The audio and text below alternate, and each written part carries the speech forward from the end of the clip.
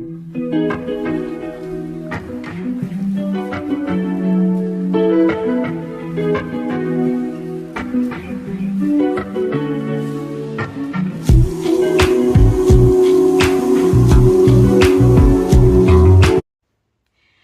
Father ஃபெர்கமன்ஸ் ஐயா இப்படி ஒரு பாட்டு பாடுவார்.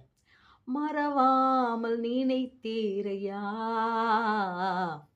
மனதார நன்றி சொல்வேன். என்னை மறவாமல் நினைத்தீரையா, மனதார நன்றி சொல்வேன். பிரியமானவர்களே, நம் தேவன் நம்மை மறவாமல் நினைக்கிற தேவன். பிரியமானவர்களே, என்னை அவர் மறக்கல. ஏன்னா நம்மை அவர் நினைந்திருக்கிறார். பெர்கமன்ஸ் ஐயா மிக அழகாக இந்த பாட்டை பாடியிருப்பார். இந்த பாட்டு பாட பாட பாட உண்மையில அவர் மேல உள்ள அபிஷேகம் பாடுகிற ஒவ்வொருவர் மேலும் அந்த பாடல்ல இருக்கும். பிரியமானவர்களே, இதே போல அந்த என்னை மறவாமல் நினைந்தருளும்னு சொல்லி ஒரு ஸ்திரீயானவள் வேதத்தில் அவள் கேட்கிறாள். அந்த வீடியோவை தான் இன்னைக்கு நம்ம இதில் பார்க்க போகிறோம். எப்படி ஆண்டவர் மறவாமல் நினைத்து அவளை அவளுக்கு பதில் கொடுத்தார் என்பதை இந்த வீடியோவில் நாம் பார்க்க போகிறோம். வீடியோவை முழுவதும் பாருங்கள், ஆசீர்வாதத்தை பெற்றுக்கொள்ளுங்கள். God bless. பிரியமானவர்களே, உங்களை இயேசு கிறிஸ்துவின் நாமத்தில் வாழ்த்துகிறேன். தேவனுடைய சமாதானமும் அவருடைய கிருபையும் நம் அனைவரோடு என்றென்றைக்கும் இருப்பதாக. ஆமேன். ஹல்லேலூயா. பிரியமானவர்களே, இன்றைக்கு குழந்தை இல்லாத ஒரு பெண்ணுக்கு அவளுடைய ஜெபம் என்ன, அவளுக்கு கர்த்தர் எப்படி அந்த குழந்தையை கொடுத்தார்னு சொல்லிட்டு நாம் பார்க்க போகிறோம். இந்த வீடியோ பார்க்குற அநேகருக்கு ஒருவேளை உங்களுக்கு குழந்தை இல்லாமல் இருந்ததுன்னா இந்த வீடியோவை நீங்கள் விசுவாசத்தோடு நீங்கள் பாருங்கள். நிச்சயமாக கர்த்தர் ஒரு அண்ணாவை பார்த்து சொல்லுவார், இது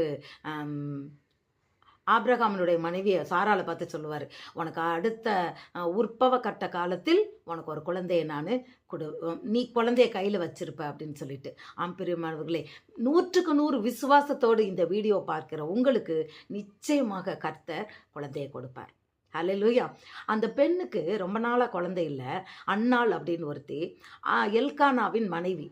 அவளுக்கு அதுக்கப்புறம் இவள் குழந்தை இல்லைன்றதுக்காக இன்னொரு கல்யாணம் முடிச்சு அவளுக்கு நிறையா குழந்தை பிறந்துக்கிட்டே இருக்கு. இவளுக்கு குழந்தை இல்லை. அப்போது இவ குழந்தையே பிறக்கலைனாலும் கணவன் இவளை ரொம்ப நேசிப்பான். குழந்தை இல்லைன்றதுக்காக இவளை வெறுக்க மாட்டான், திட்ட மாட்டான், ஆனால் ரொம்ப நேசிப்பான். ஆனாலும் இவளுக்கு அந்த அந்த 2வது திருமணம் முடிச்சு வந்தவ இவளை ரொம்ப கொடுமைப்படுத்துவான். ஏன்னா என்றைக்குமே புருஷன் இவன் மேலே ரொம்ப பாசமாக இருக்கிறானே அப்படின்னோடனே அவளுக்கு பொறாமை. அதனால் அவளை ரொம்ப மனமடி உண்டாக்குவாள். அவள் ஒரு நாள் என்ன பண்ணுறா, அதாவது இந்த பண்டிகையெல்லாம் வரும், அப்போ போய் அவங்க செலிப்ரேட் பண்ண போகிற இடத்துல அவள் என்ன பண்ணுறா, ரொம்ப மனமடி உண்டாக்கி அழுதுகிட்டு இருந்தவன் நேரம் என்ன பண்ணுறா, ஆலயத்துக்குள்ளே கடந்து போகிறா. அவளுடைய ஜெபத்தை நாம் பார்ப்போம். பிரியமானவர்களே, அவள் மனுஷங்கிட்ட போய் அழவே இல்லை, வேற என்னம் பண்ணலை. அவள் புருஷன் கூட அவளை சொல்லுவான், நீ எதுக்கு அழுதுகிட்டே இருக்க, உனக்கு நான் 10 குமாரனுக்கு சமம் இல்லையான்னு கூட கேட்பான். அப்படி யாரு கேட்பா? உனக்கு நான் 10 குமாரனுக்கு சமம் இல்லையா, எதுக்குமா நீ குழந்தை இல்லைன்னு அழுகிற, அப்படி அவளை ஆறுதல் படுத்துவான். ஆனால் அவளுக்கு ஒரு குழந்தை வேணும். அந்த மலடின்ற பட்டம் அவளை விட்டு போகணும். இந்த கஷ்டம் யாருக்கு தெரியும்னா, குழந்தை இல்லாதவங்களுக்கு மாத்திரம்தான் அந்த வேதனை புரியும். எப்படி அந்த வெக்கம், வேதனை, அந்த மனசுல உள்ள காயங்கள், மற்றவங்க பேசுற வார்த்தையினால வரக்கூடிய காயங்கள் அவங்களுக்கு புரியும். இந்த இவளும் அப்படித்தான். அதனால என்ன பண்றா, நேர ஆலயத்துக்குள்ள போறா. நம்ம அந்த வசனத்தை கரெக்டா நம்ம அதை வாசிப்போம். சேனைகளின் கர்த்தாவே, அவள் போய் மனம் கசந்து மிகவும் அழுது கர்த்தரை நோக்கி விண்ணப்பம் பண்ணி, மனுஷங்கிட்ட போல, டாக்டர்கிட்ட போல, அவன் நேர எங்க போறா, ஆலயத்துக்கு கடந்து போய் மனம் கசந்து மிகவும் அழுது அவ என்ன சொல்றா பாருங்க, சேனைகளின் கர்த்தாவே தேவரீர் உம்முடைய அடியாளின் சிறுமையை கண்ணோக்கி பார்த்து, அந்த வேர்டெல்லாம் கவனிங்க, என்னுடைய சிறுமையை நீர் கண்ணோக்கி பார்த்து உம்முடைய அடியாளை மறவாமல் நினைந்தருளி, என்னை மறக்காம நினைச்சி உமது அடியாளுக்கு ஒரு ஆண் பிள்ளையை கொடுத்தால் அவன் உயிரோடு இருக்கும் சகல நாளும் நான் அவனை கர்த்தருக்கு ஒப்பு கொடுப்பேன். அல்லேலூயா. அவ போய் சொல்றா, அப்பா எனக்கு ஒரு குழந்தைய கொடுங்க தேவனே, சேனைகளின் தேவனாகிய கர்த்தாவே, எனக்கு ஒரு ஆண் பிள்ளையை கொடுங்க. அவ போனவனே அவ பிள்ளையை கொடுன்னு கூட கேட்கல, எனக்கு ஒரு ஆண் பிள்ளையை கொடுங்க.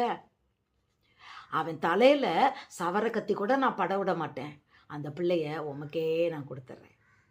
இது என்னன்னா நசரேய விரதம் அப்படின்னா என்ன அர்த்தம்னா, அந்த குழந்தைய சவரன் கத்தி தலையில படாது வளர்த்து அந்த பிள்ளை கர்த்தருக்கென்று அது ஊழியம் செய்யற பிள்ளை, தீர்க்கதரிசியோ ஆசாரியனாகவோ அப்படி ஊழியம் செய்ய போற பிள்ளை. அதனால தலையில சவரன் கத்தி படக்கூடாது. அதை பொறுத்து நான் சொல்றான், நான் பட விட மாட்டேன், அந்த குழந்தைய உங்ககிட்டே கொண்டு வந்து கொடுக்குறேன். இந்த 1ஆம் அதிகாரம் சாமுவேல் 1ஆம் அதிகாரம் 11வது வசனத்துல இவ இப்படி ஜெபம் பண்றா. 10:11 19வது வசனத்துல போட்டிருக்கு, கர்த்தர் அன்னாளை நினைந்தருளினார். அவ சொல்றாள்ல, என்னை மறவாமல் நினைந்தருளி, என்னை மறக்காம நினைச்சுக்கங்க. நம்ம கூட ஃப்ரெண்ட்ஸ் இவங்கெல்லாம் நம்ம பேசுறதுல யாரோ ஒருத்தரோட பேசணும்னா, என்னை மறக்க மாட்டேங்களே, என்னை மறக்காம நினைச்சுக்கங்கன்னு சொல்லிட்டு போவோம். அவங்க ஆனால் மறந்துடுவாங்க. ஆனால் தேவனிடத்தில் அவ போய் மனம் கசந்து அழுது ஒரு பொருத்தனை பண்ணி, ஒரு பொருத்தனையோடு கூட எனக்கு ஒரு ஆண் குழந்தையை கொடுத்தீங்கன்னா அதை நான் உங்களுக்கே திருப்பி கொடுத்துருவேன்.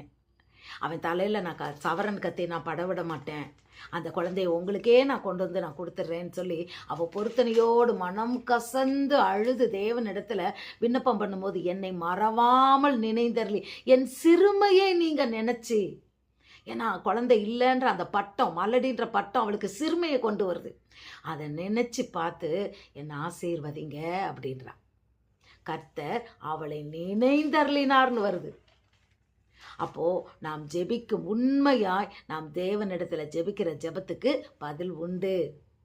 அந்த ஏலி கூட, அந்த ஆசாரியன் கூட இவளை பார்த்துட்டு, இவ என்ன ரொம்ப நேரம் அந்த உட்காந்துக்கிட்டு, ஏன்னா இவ எப்படி ஜெபித்தாலாம், உதடுகள் மாத்திரம் அசைகிறது, கண்ணில் நீர் வடிகிறது, ஆனால் இவ சத்தம் போட்டு ஜெபிக்கலை. அப்போ இவர் நினச்சிக்கிறாரு, ரொம்ப நேரம் இப்படி வாயில் முணுமுணுன்னுக்கிட்டு இருக்காளே, இவ குடிச்சு வெறிச்சிருக்காளோன்னு கூட அவர் அவளை பார்த்து திட்டுறாரு, எவ்வளோ நேரம் நீ இப்படி இருப்ப, குடித்து வெறித்திருப்பா என்றார். அப்போ அவள் சொல்கிறா, நான் மனக்லேசம் உள்ள ஸ்திரீ, அடியாள் அப்படி பேலியாள் மாதிரி நினச்சிடாதீங்க, நான் தேவனிடத்தில் என் மனதின் இருதயத்தில் இருக்கிறதெல்லாம் நான் தேவனிடத்தில் ஊற்றி நான் ஜெபித்தேன்னு சொல்கிறான். அதற்கு கர்த்தர் பதில் கொடுத்தார். யாம் பிரியமானவர்களே, இன்றைக்கும் ஒருவேளை அந்த குழந்தை இல்லைன்ற ஒரு வேதனையோடு இருக்கிற யாராவது இந்த வீடியோவை பார்த்தீங்கன்னா, மனம் கசந்து தேவனிடத்தில் அழுது விண்ணப்பம் பண்ணி 100க்கு 100 விசுவாசத்தோடு நீங்கள் ஜெபிக்கும் போது கர்த்தர் அற்புதம் செய்ய போதுமானவராக இருக்கிறார். உங்கள் ஜெபத்தில் நீர் அன்னாளை போல என்னை நினைந்தருளும்னு கூட நீங்கள் ஜெபிக்கலாம். அப்படி ஜெபிக்கும்போது கர்த்தர் நிச்சயமாக அந்த உங்களை நினைந்தருளி அவர் ஒரு குழந்தைக்கு நிச்சயமாக அடுத்த உற்பவ கட்ட காலத்தில், அந்த ஒரு 12 மாதத்துக்குள்ள, அடுத்த வருஷத்துக்குள்ள கையில் குழந்தை உங்களுக்கு இருக்கும். பெரியமானவர்களே, இது உண்மை. விசுவாசம் தேவை. 100க்கு 100 விசுவாசித்தால் நீ தேவனுடைய மகிமையை காண்பாய். விசுவாசித்து அன்னாளை போல ஜெபம் பண்ணுங்க, அன்னாளை போல ஒரு குழந்தையை நீங்களும் பெற்றுக்கொள்வீர்கள். God bless you. இது உண்மை.